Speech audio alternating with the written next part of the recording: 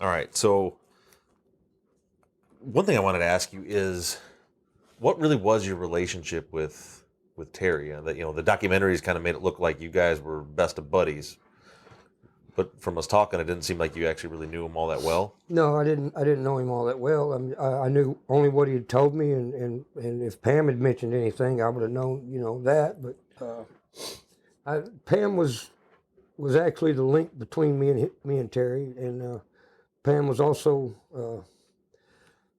friends with my wife, and they actually was, this is known as the Blytheville area, but the little suburbs of Blytheville, or if you want to call them that, just little towns. You have a place, Armorell and Huffman, just little small towns, and they were from like Armorell was where my wife was from. They lived out that way, and the Branches, which was Stevie's real father. They lived over in that area for a good while, and Pam was married to Steve Branch, and anyway, they had known each other. My wife's youngest sister went to school with Pam and would come over to their house, and that's the way she met him. And she had known Steve Branch, and I'd met Steve Branch actually years while they were. I think they were just getting a divorce. I didn't know at the time, but I knew she was married to Steve Branch, and I knew Steve Branch from, the younger times, the younger days when we were young. We would, they'd have little parties out there at the river, and I met Steve Branch out there, but I really didn't know him very well. But I knew him when I saw him, and I would speak to him, but it wasn't no hangout. But anyway, Pam had introduced me. We'd bumped into him in West Memphis, and she, looked at me real funny and said, "Well, what are you doing here?" And I said, "Well, we live here." I told her me and Bobby moved to Memphis back in '89 and lived over there for a little while, and we kept getting broken into, so we wound up moving across the bridge and to West Memphis so I'd be closer to work. And when she asked what we're doing there, and I explained it to her, and she says, "Okay, well, I'll bring my husband by some night." I said, "Well, you do that. Come on by." And I said, "Bobby'd be glad to see you." And it wasn't long, They came by, and she introduced Terry, and he seemed like a good guy. I mean, he was, low key and mellow, and he spoke, he was well spoken. He didn't, a lot of profanity or nothing out of line, And anyway, that was the beginning, and he noticed I had a guitar sitting in the corner of the living room, and he said he also played guitar. So, in one of my extra bedrooms, I had all my music stuff, amps and guitars, banjos, just different musical items. And I took him back there. He picked up the guitar, started playing, and we kind of hit it off on as far as playing guitar. It was kind of neat to have somebody to play with. I was teaching my oldest daughter how to play, and trying to anyway. She learned a few chords, but anyway, she wasn't but 5 years old. But maybe once, twice a week. They might stop by in the evenings, and it was getting on, about to, get on to be summer around Memphis, and I was dreading that heat that year. I mean, I'd been working out in that stuff damn near all my life, but You were an iron worker. I was an back iron then. worker, yes, and I mean, I loved it, and I really enjoyed working. I loved the workout. It was a workout. You had a good workout. You stayed in good shape. You also got paid good money, so I mean, it worked out for me. But man, the heat would kill you. That Memphis heat, the humidity, and I wasn't looking forward to another tough summer. I'd had 3 or 4 there in a row prior, and I was really dreading it. But anyway, I told Terry I was going to go find me something to do, through the summertime, because I didn't want to spend another summer in Memphis. I'd done worked out of state a bunch of times, up north, and those summers are a lot easier than these. But he told me about where he worked, and was selling ice cream at these, not these big grocery stores, but these smaller mom and pop stores, out in the country. And he's talking about, hey, how much money he made and all that. And he said they were talking about hiring another driver. And my brother worked for Dr. Pepper when I was younger, and he was younger, but I would go up and had a part-time job with him when I would get out of school, and I'd go up to Dr. Pepper, and I'd help stock the trucks. So I said, man, I don't know nothing about selling nothing. I said, I used to load my brother's truck all the time, and got a part-time job doing that, loading all the trucks at, in the evening times. And I said, but man, yeah, if I can pay my bills and feed my kids, then man, I'd do that until, fall, and I'd, go back to what I do, because I'd make what I thought would be a lot more money than that. But anyway, I went ahead and I thought about, well, I'd try that. And I went up to talk to him at the ice cream place and wound up getting a job. And it was, like I say, we would ride to work together for, first couple of weeks we did, and talk and, go to work. He kind of showed me how, the ins and outs of this route, that route, and where to go and what to stay away from. And anyway, that's about as close as we really got. I mean, work, and maybe on the weekend one day, him and Pam would stop by with the kids, and we'd let the kids play. I'm not no beer drinker. I think I might have drank a beer or two with him the whole time I known him. It's got to be awful hot outside for me to drink a beer, because I really don't have the taste for it. But socially, I would drink a beer with him, and we might play the guitar while the kids play. I think one time we did throw some hamburgers on the grill and let the kids, have hamburgers and hot dogs and let them play. But other than that, it was just, every now and then come by, he'd pick up a guitar, pick up mine. We might try to play a song, but he, like I say, he seemed like a good guy. If he'd said it, come up to me, hey, can I borrow $20? I'd loan him $20. I mean, that's, that kind of a deal. But we wasn't best buds. I mean, I learned a long time ago, best buddies ain't very good to have. It didn't seem like back then. But I don't know. I was more of a not a loner. I just didn't. I grew up in a big family, but I did spend a lot of time alone, and I enjoyed my time alone. I mean, Well, you had a house full of kids too. Well, yeah, and I had a house full of kids, and and it wasn't that I just didn't want to go shoot pool or go do this, go do that. I realized that caused a lot of arguments with families, and it wasn't worth it to me to have fights and arguments over stuff like that. I could stay busy right there at home, play with the kids a little while, play my guitar a little while, go to bed, get up, go to work, over and over and over. But we weren't the best of buds, but I can't think of any problem. We never had a fight or argument or nothing like that. But it's just it's nothing like they try to portray. We were best friends. It was we'd lived there maybe a year before we ran into him, and I think a total of 3 years I lived there. So I may have known him a year and a half. Yeah, it wasn't nothing like that. So let's move on to like you said, the boys were found. They supposedly caught the people that did it, put them to trial. Yeah, It's over with. And then this is something you're just working to get past. Because I know you were close to Stevie, right? And I know it affected you. Yeah, but I mean, it's I went to work. See, we're looking, and we're trying to. Me and Jackie, especially, we're talking amongst ourselves quite a bit, and we're trying to think of where else to look. And I remember asking Terry. I said, "What his friends? He's been to every one of them's house. Have you called them? Or have they looked to see if he was maybe hiding in the house, or, And he said, man." Looked at the time or something, I can't remember, or I might have said, wonder what time it is. But anyway, it was getting on a little bit after 2, and he says, man, only me and you know that route tomorrow.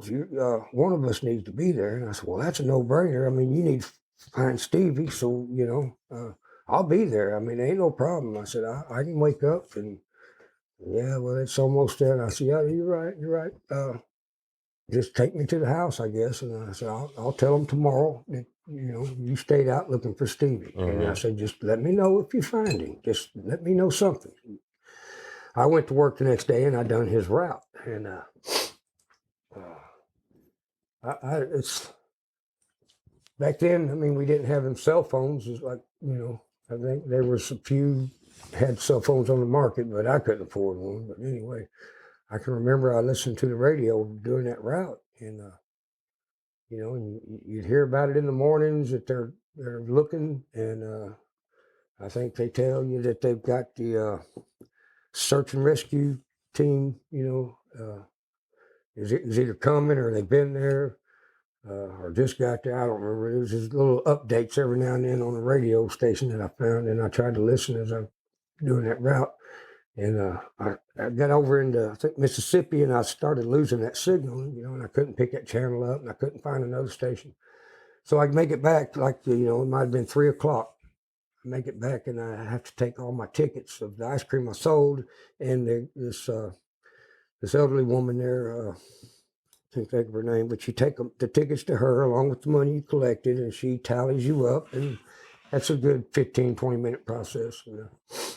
I went through all that, and I'm asking, her, Miss Paris is what it was. I said, has Terry been by? Has Terry called or anything? And she says, well, I heard something about, Terry, but she said, I can't swear to what it was. And, so I'm assuming he might have got a hold of the owner, Mm-hmm.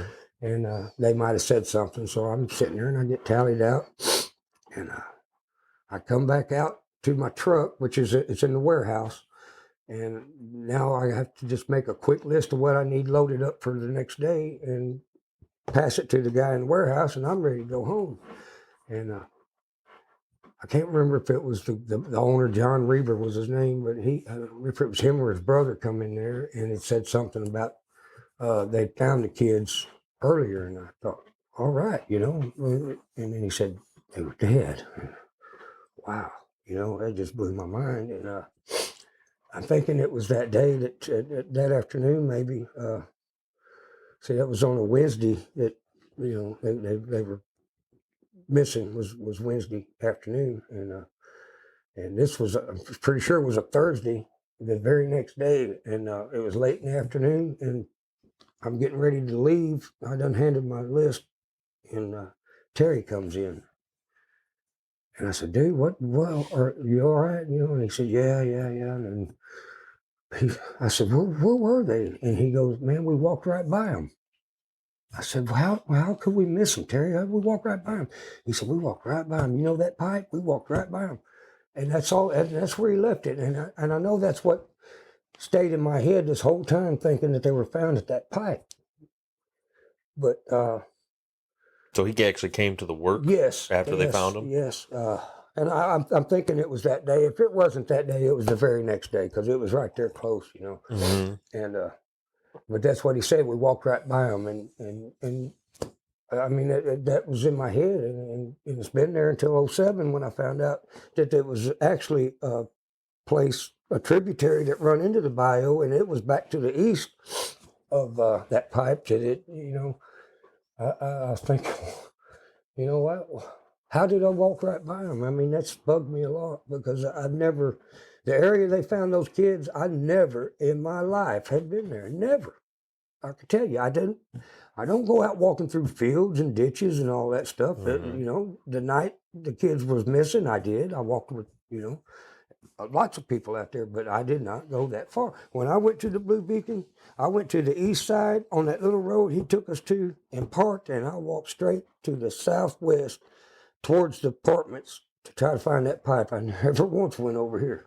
And, like I say, that's why I believe it stuck in my head that they were found at the pipe, because Mm-hmm. he said we walked right by them, and we did. We walked right by that pipe. Mm-hmm. If they wasn't found over here by the Blue Beacon, by the fence where we parked, and I walked straight out, then I didn't walk right by them. And man, it's just, I'm thinking, well, it wasn't long. I mean, it might have been a week or two. I'm not sure, because I really didn't keep up with it. But when I did hear that they'd had suspects and arrested them, it was like a relief. But it wasn't settled in my head, because Right. I couldn't.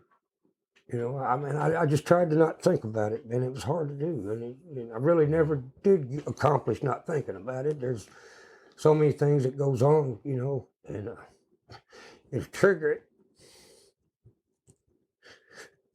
And this is one of them, unfortunately.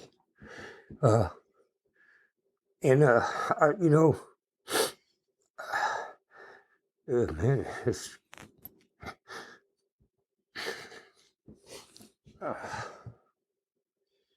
it just blows me away, man. I never expected it to seem like this.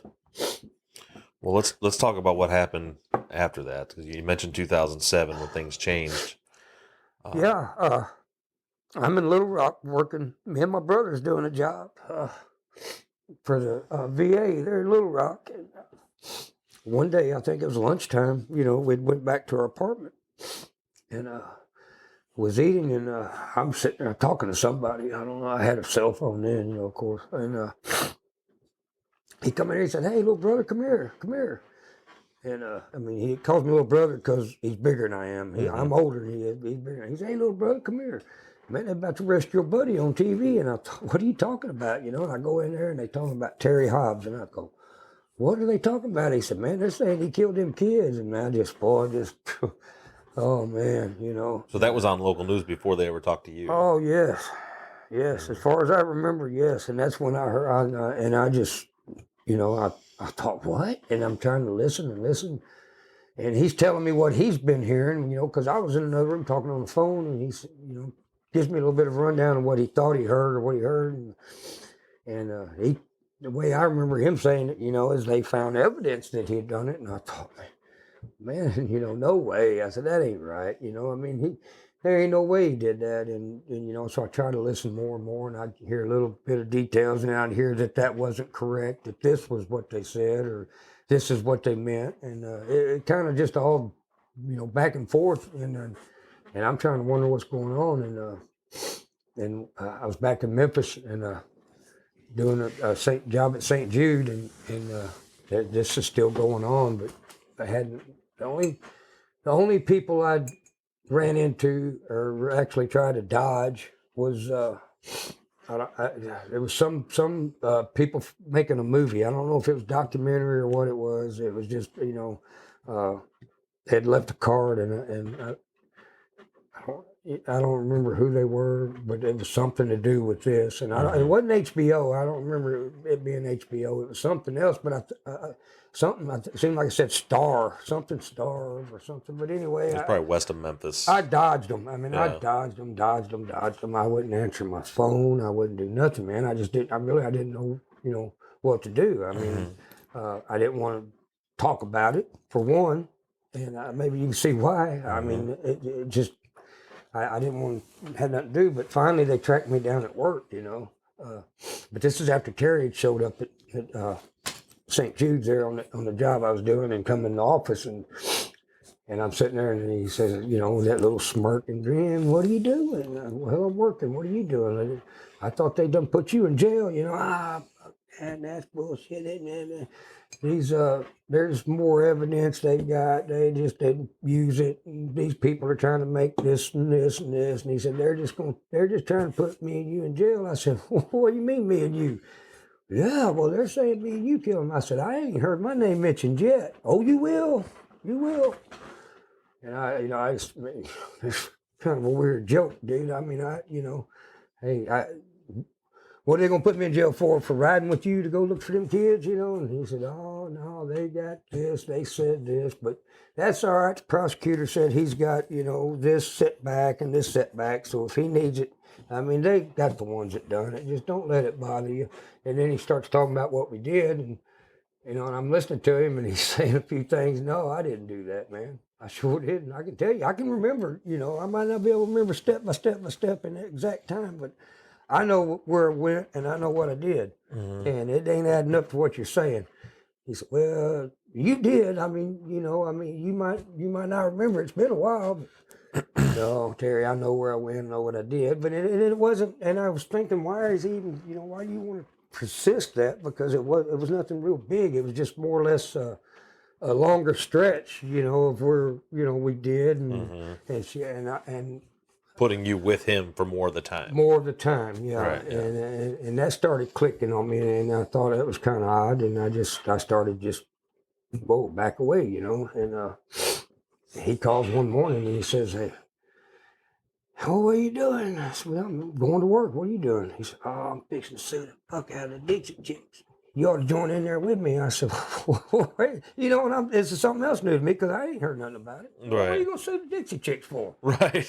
Well, they called me and you killers. I said, they what? He said, yeah, I got a lawyer and we're going to get $3 million. And he said, you ought to just come on join in with us. And I said, yeah, I don't want no part of that bullshit, Terry. I said, man, what do you mean they said it? And so I started getting more information, you know, about it. And they never once said my name. What the hell I want to sue them, you know? And I told him after, I guess about a week or so, he calls back, wanted to know if I wanted to go with him meet his lawyer. And I said, no, man, I got to work. I got a job to do. I said, man, they didn't say my name. I said, I mean, they might have said your name, but I said, I listened to something, and I said, it didn't say nothing about my name. I said, now, they might have said Terry and his friend. I said, but, you know, am I your only friend or something? Is that why you're saying me? But, you know, I shrugged that shit off and let it go, and it'd go for a little while, you know, and I made the mistake of giving him my cell phone number, and oh my God, the calls coming and coming and coming, you know, and I finally got to where I just wouldn't even answer them. And, at this point, you haven't talked to any investigators no, yet. that I can remember, no. It was right shortly after that, though. That's when they, I think they came to my house first, or they might have come to Mom's.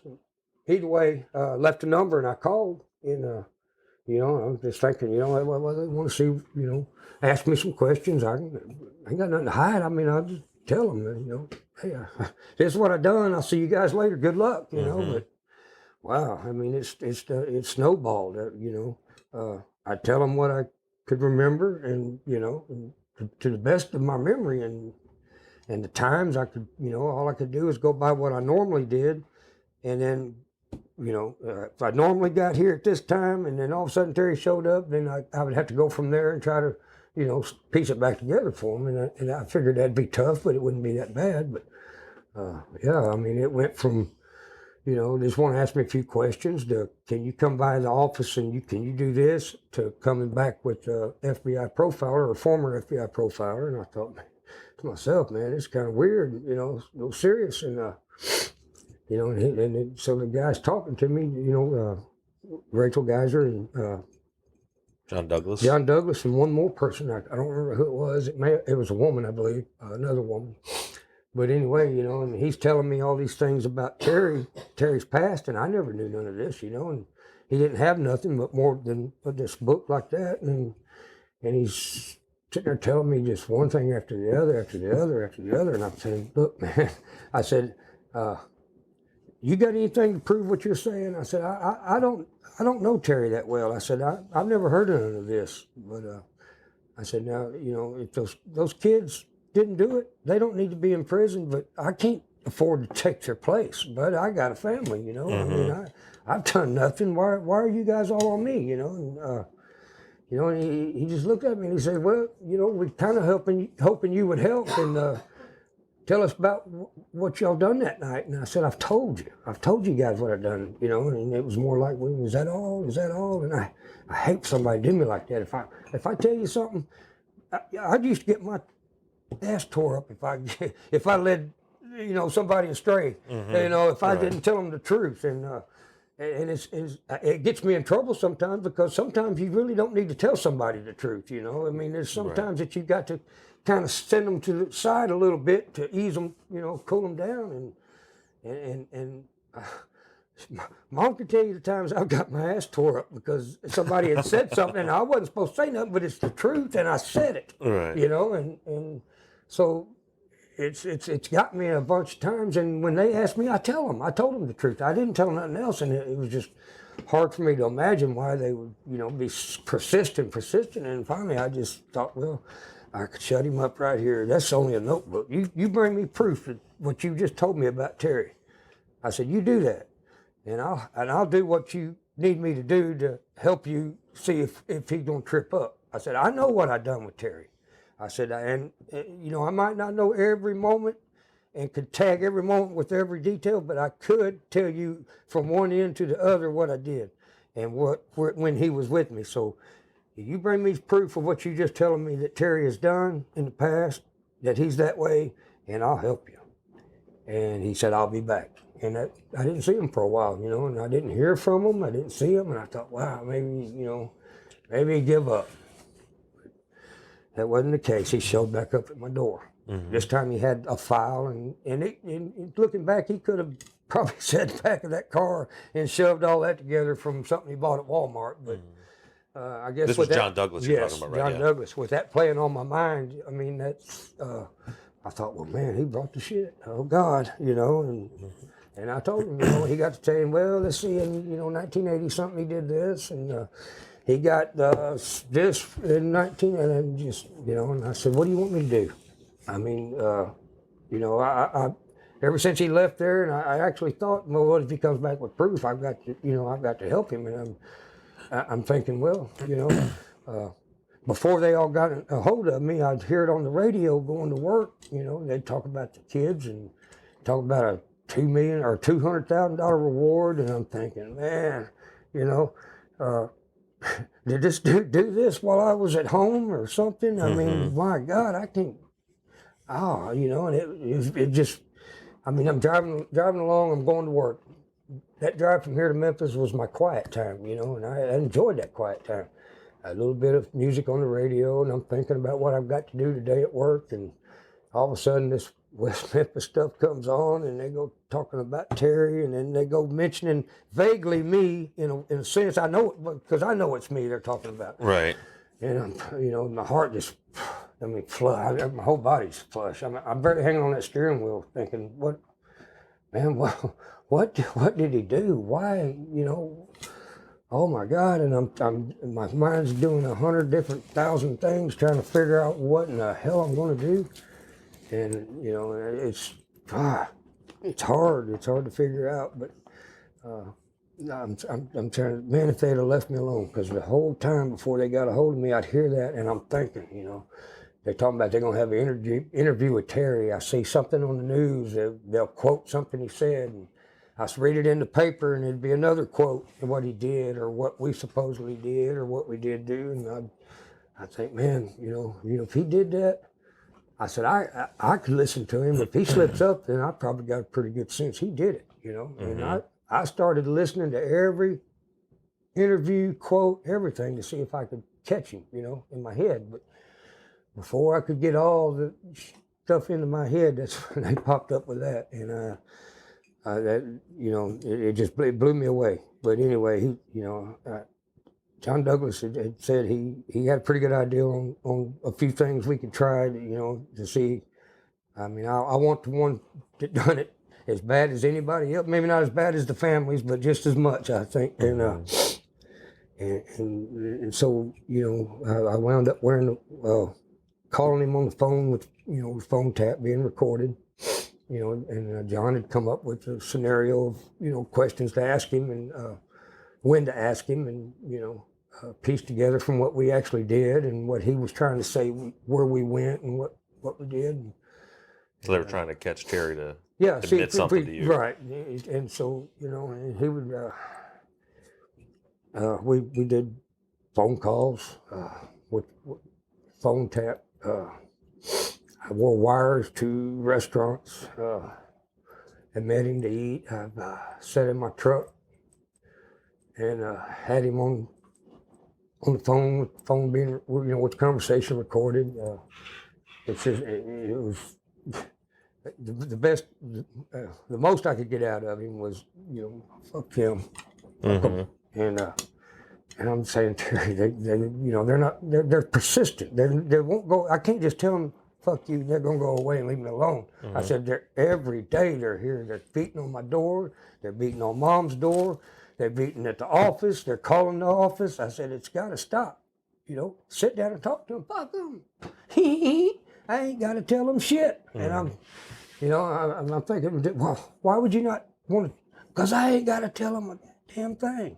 I said, Terry, if you tell them what we did that night, maybe they'd leave you alone. No, they just want to put us in prison. They want us to take their place. I said, why are you keep saying us? I said, look, you know as well as I know, my time with you was limited that night. It was scattered and limited. I said, it wasn't, you were here and I was here, and from 7 o'clock in the morning to 10 o'clock at night, we was side by side. I said, it wasn't like that. And it wasn't long before, I got to interview with the police, which they never come by. I expected them to come by. I remember going to work and and telling my wife, I said, if the police department comes by, because and I'm thinking, well, Stevie done something, or one of his friends' parents may have done something, and they're going to be a lawsuit or something, and it didn't. I guess maybe it did in the back of my head, but I'm thinking, it's something simple, something that's going to be resolved, and he's probably going to get grounded and spanking and all this. But anyway, they never came by to see me. They never come by to ask any questions. So I'm thinking they got to wrapped it up tight. They had what they needed. I know I'm bouncing all around it, but that's what I tell you. I can't. No, that's all right. Man, if this was on if it's on train track, I'd have done fell. Man, I'd blowed off a long time ago, man. No, you're fine. So some things I just want to make sure that we point out and put on the records. I think a lot of people don't know this. You voluntarily put yourself in the position to get Terry on the phone tap. You voluntarily agreed to go wiretapping and go in person with him. And then something that I know a lot of people don't know about, you actually agreed to be hypnotized to try to help remember something. Anything. I mean, I was, at one point, I said I'd give my life to know. I still would. Just to know who the son of a bitch was that did that. I'm 54 now. I mean, I've lived a pretty good life. I mean, one thing, I've never hurt nobody. That's one thing I do. But man, just to know who done that, I would give my life for that. They could tell me right now, sitting here, and then cut my throat afterwards, as long as somebody heard it, just so we'd know. Because some bitch like that don't need to be around. He sure don't need to be on the street. But yeah, I volunteered. You also voluntarily gave DNA swabs, blood tests, hair, all that stuff. I'd give them everything, anything they wanted. I mean, not just because I just want to jump up and volunteer. I want them to leave me alone. But then again, I want to know who did it. And if that's what it takes is to cut my hair and take it with you, or take my cigarette butts with you, or, whatever, take it. Don't matter. I mean, So I want to point out that, after John Douglas spent quite a bit of time with you, and I just spoke with Rachel Geiser yesterday about you, that both of them, John Douglas has written in his books about it, or believe you have nothing to do with this. He's right. I've told them all from the beginning. I don't. That's. Right. I don't know. I mean, maybe it's just the way a person feels when he's being accused of things like this. But I can't look at myself. I can tell you what I've done myself, but I can't be out there looking at myself and say, "Yeah, you look guilty," or nothing like that. But well, this is where things get twisted, because I know Rachel spent quite a bit of time with you. Yeah. And the world's most renowned criminal behavior analyst spent time with you. Both of them said you had nothing to do with it. And then the third sequel of Paradise Lost and West of Memphis come out, and they didn't say that you had anything to do with it, but there was a hair they've supposedly found somewhere. Maybe in the woods insinuated I did. And we went through the results of that DNA test that says that it would match 7% of the people in the world. It's not a close. It's not your hair. Right. It's not a match. They can't exclude you. That's right. And they even said there's an anomaly in it that doesn't match yours, but some words that neither one of you and I understood or could read out loud. But it said that it could be because of of this, and we can't exclude. I've read it says we just can't exclude you. Right. And this word they used is I've all day long, even since last night. I mean, I've been on with Shannon and Tia. If they know this word, because it could be my hair, but this, well, why don't they check this and see when this started? Because if they can tell it's, a lot of things, and so, I just come to the conclusion myself that that hair, that one word, because of this, was more of I'd say a defense bought word. Mm-hmm. Where if the prosecution had sent that to the lab to get tested, that word would not be there. It would be a not match, I believe, but I may be wrong. But since it's the defense paying the bill, And I may be wrong. And like I say, I don't know how all this stuff works. Well, I just know it ain't none of it been working in my favor. and at the end of the day, you know, when because I work a lot of these cases, when somebody is convicted or shown a DNA match, they will say this DNA matches. We can't. They'll say that we can't exclude you, and this DNA is unique enough that only 1 out of 47 million people would have this same DNA. In this case, it says 7% of the, you know, so, you know, 1 out of 20 people, 1 out of 18 people all match what they have. And the way I had it described to me in layman terms was like a DNA profile will have, say, and this isn't accurate, but say there's 20 different A, B, C, D, 20 different lines. And in this particular hair, they were only able to find, say, 9 out of 20 lines that they can identify. Right. And they check yours, and out of those, you have 9 of those same, but there's still, you know, 11 more that we have no idea if they're whose they are. Yeah. And so, but in any case, so Douglas, Geyser, they don't think you have anything to do with it. They talk about this hair in west of Memphis. They hit a little bit on that. They showed that you were trying to help, maybe see if Terry knew anything. Yeah. And then after that, the internet happened. And if we can, I'd like to. And I know it's rough on you. And I know you've told me before we did this that you don't want to make this about you. But one thing that I want to do, because not just for you, but for the other people this has happened to, if you could talk about how your life has changed from the time this happened until now, when people start pointing fingers at you and accusing you Yeah. It's of killing those 3 little boys. it's very painful. You know, I mean, for one, I'm not the type to do that. I mean, I love kids. I love children. I was a big family, and I feel more comfortable around a big family. I'd never hurt a kid, for one. I can't even spank my own without feeling bad, and I try not to. I mean, growing up, they when they needed it, I couldn't give it to them. You know, I mean, I just never have been able to.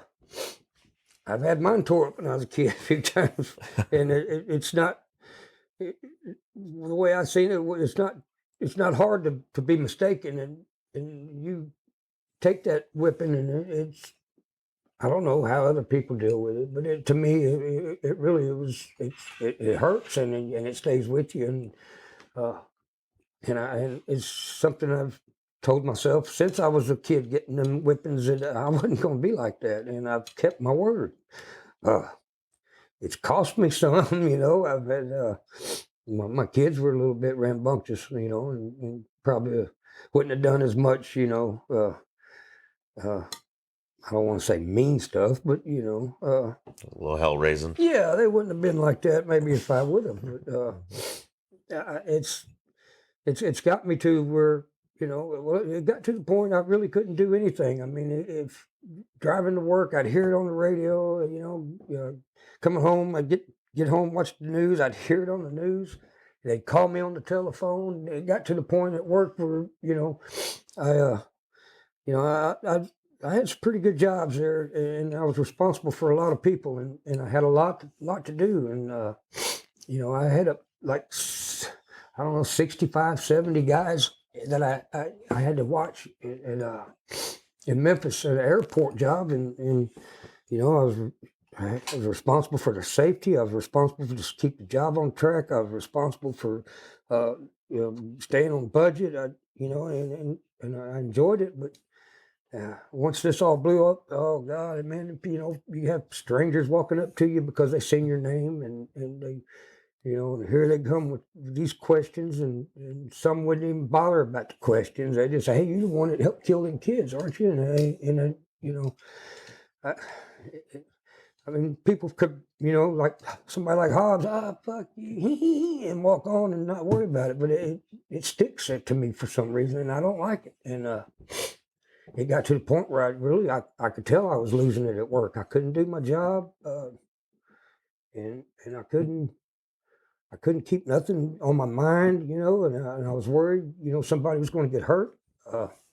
Actually, we had a few people that wasn't mine, but they did get hurt, and you know, I had administered first aid to a couple of them. And then I'd hear that so-and-so said, well, you better watch him. You might not come out of there alive. And they, it got to where I couldn't take it more, and some people that just never heard about it, and they would just hear it from some, asshole that wanted to, make fun of it or light of it or whatever you want to call it. But it was hurtful,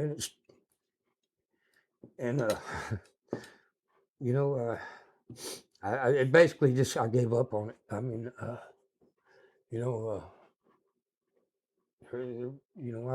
I've got a lot of friends there in Memphis, and a lot of them do this kind of work. I mean, I've done several jobs in St. Jude since 1986. If it was built, I was there. I was done it, and I had a lot of friends there, and I hated to be around that.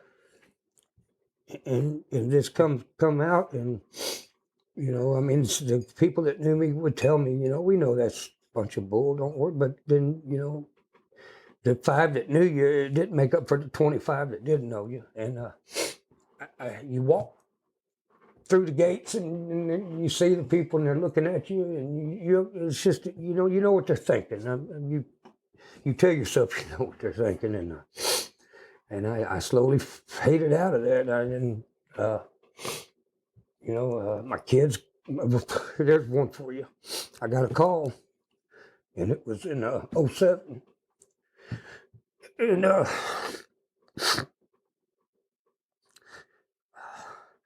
my oldest son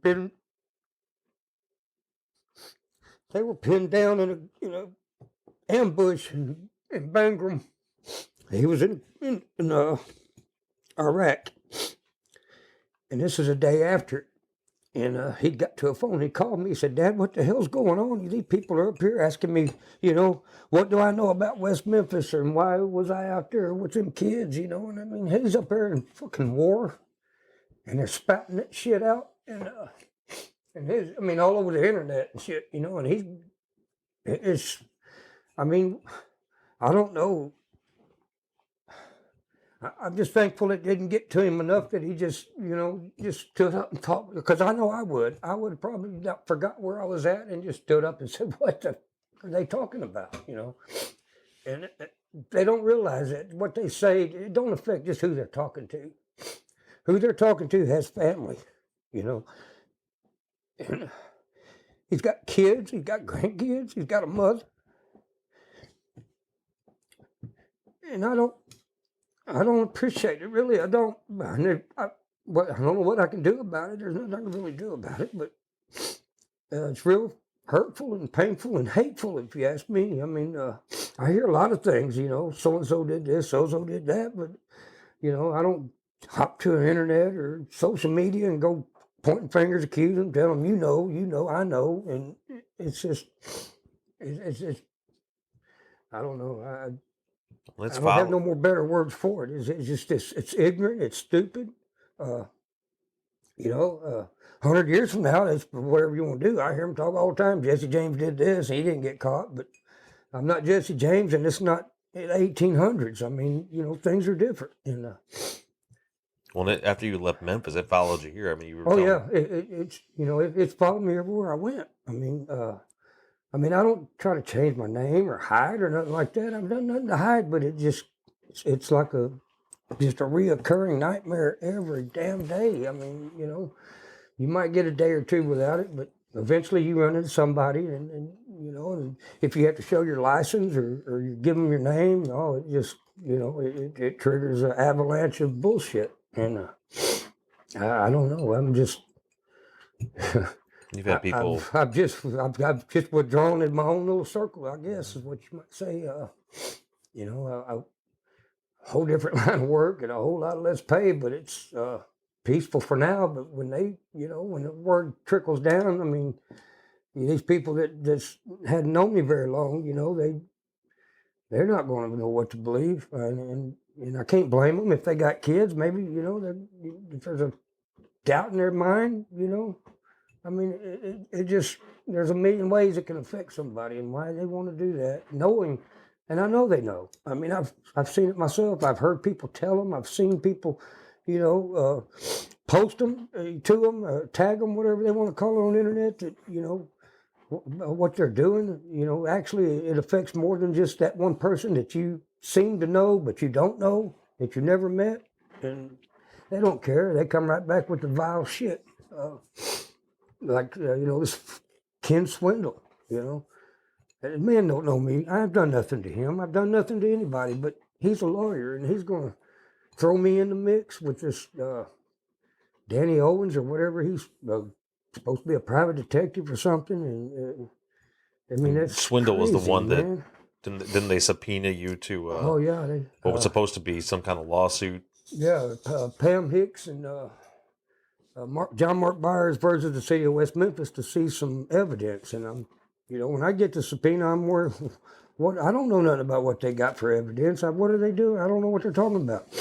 And I thought, well, maybe it's something they want to, maybe they want to know, did I see the bicycles or did I see this? Because I know, they showed where they pulled them out of the water. And I'm steadily thinking, what are they wanting, And so I show up in court like I was subpoenaed to do. I mean, and they get in there and they go through some of their legal proceedings, which they're speaking Greek to me. I don't know what they're talking about, I've been to court on speeding tickets. That's basically about it. And I had not a clue what they were talking about. And then they get towards the ending and they come up with this supposed letter from a guy in prison that's in prison for 40 years for rape and burglary and some other things. But he claimed that he'd got a confession from a friend of his that actually died a while back. But before he died, he told this guy that himself and me and Terry and one other guy had killed those kids. And I thought, man, this, to me, I heard the story before. I haven't been able to put it all together, but it was basically a story that was told with either 2 or 3 of the kids that was accused of it. And they just took my name and Terry's name and added it in there and took a couple out or took 3 out and added 3 in is what it boiled down to. But anyway, these guys never knew me. This lawyer didn't know me. This private detective, if he was a private detective, then he didn't do his job, or he would have seen, they don't know nothing about me yet. They're going to, throw it out there. And to me, what happened is this Owens and Swindle got together. Why, I don't know, other than my name was out there because, Terry and Mark Byers, and then they go and they have go in a little jailhouse talk with one of these 4 guys, or 2 of them. I don't know how many they talked to, but I'm sure this is what had happened. And they went and they offered him something, either maybe to help represent him. Maybe he's going to get an appeal, or maybe just a lighter sentence, or maybe commissary money to write this letter confessing that he heard a confession from a guy that, all this shit went down and I was there and I, helped commit the murders. And and I'm thinking, I've done talked to Rachel Geiser. I've talked to John Douglas. Ron Lax. There's several of them defense people that I've talked to, and I never once shied away from them. But I'm sure that somewhere in there, one of them has gotten with these guys, and Swindle done his little deed to get this letter written to the prosecuting attorney. The prosecuting attorney seen through the bullshit, so he done nothing about the letter. It's supposedly been there a year, and he said nothing. But anyway, and so the letter goes into court, and I go to court, and once they get through the little talk about seeing evidence and they're denied that, then I think Swindle throws this letter, which the judge already had, but he throws it out so the media could see it, and points at me on camera and tells them I'm a child murderer. I'm the one that one of the guys that was responsible for that. But like I said, they done talked to me, and in my mind, I'm saying, I know they've checked it. I know they checked it. I was at work, so all this stuff he's talking about me being out in them woods that day and buying alcohol, smoking marijuana, and doing God knows what else, and then ultimately killing these kids. I'm at work. I mean, I've got proof of that, but it does no good. It's like you're talking to that chair there. I mean, And the way you described it to work. the way you described it to me, it sounded like he stood up in open court with cameras on him and Yes. media and pointed at you. And He stood up, and John Mark Byers stood up and pointed at me. And Byers, he don't care if he was in church on Sunday morning. If he's got it in his mind he's going to say something stupid, he's going to say it as loud as he can, and he did right there in court. And so did Ken Swindle, and right at the camera, right at me, and they told him I was a child murderer. And I mean that runs right up there close to when I was thrown the pictures of the boys that were killed and in an envelope and told to look at it. And I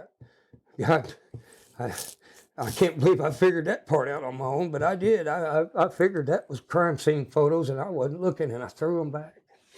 And he told me, what's wrong? You don't want to look at your handiwork? And those two feelings I got from there and from that courtroom, it was the same. I mean, I think if I had just a little bit of a heart element, I'd have probably killed over. And, I want to hang on long enough to find out who it was that did it, because I don't want to go and have that pinned on me. I didn't do shit, and I wouldn't. But I don't know why they persist with this, man. But that's the feelings I got from both of those was pretty equal, being thrown some pictures of some dead boys, one that you knew, and being told on TV that you're a murderer. I mean, I don't know, man. I can't. It's hard to deal with. I wish it was over. I wish it would hurry up and get over. well, I think I think we've covered everything that I want to cover here. I just got one last question for you, and we'll wrap it up. And Yeah. the question I have is: this has been really, really hard on you. You've never done an interview like this before, and done it. So my question is: why did you decide to sit down and interview with me today? Well, ever since this started, it seems like everybody that come along was there to help me, and I don't ask for help. I don't. I deal with it myself. But I trusted them that they were there to help. Maybe maybe it was true. Maybe they would help, and maybe they would find who the answer to this. But most of them, about all of them, come to find out, they had their own agenda. They were wanting to sell a book, sell a movie, sell a jewelry. I mean, I don't know. It just, I dodged you there for a while, kind of, and it wasn't because I just didn't want to talk or nothing. I don't know who to trust anymore. I'm a sucker for one. I can take his hat off, you'd probably read it across my forehead, sucker. I just trusted. I'd talk to Mom. She talked to me, and she told me, you seem very up and up. And I talked to some other people that me and you both know now, but, and I kept trying to shy away from it, but I can't deal with it much longer. And I don't want to turn that one person down that's going to help. And I hope you're it. I really do. I pray that you're it. I've heard some good stuff about you. That's, remember me asking you about where you lived. I got a buddy that lives up there, and he's a real good friend. And I was going to get him to go by and see you and talk to you. And I know it's, not in any kind of bad way. Just, I wanted him to come and talk to you, and just because I know he knows me, and even though he didn't know me then, he knows me, and he's a lot like me, except he's able to distinguish, a little bit better, good people from bad people. I'm not. I give everybody a shot. I'm not, who am I to judge? I don't never judge people like that, and that's what I mean. You know, I believe in to do unto others, and I try that, and it's worked for me to a point. But I don't judge not lest ye be judged. I believe in that too, and since I was a kid, I've tried to use that. You know, and it's got me a long way, but it won't get me over this hump. You know, I just hope you're the one. So I agreed to it because I can't take it. I just can't do it. I'm going to end this for you.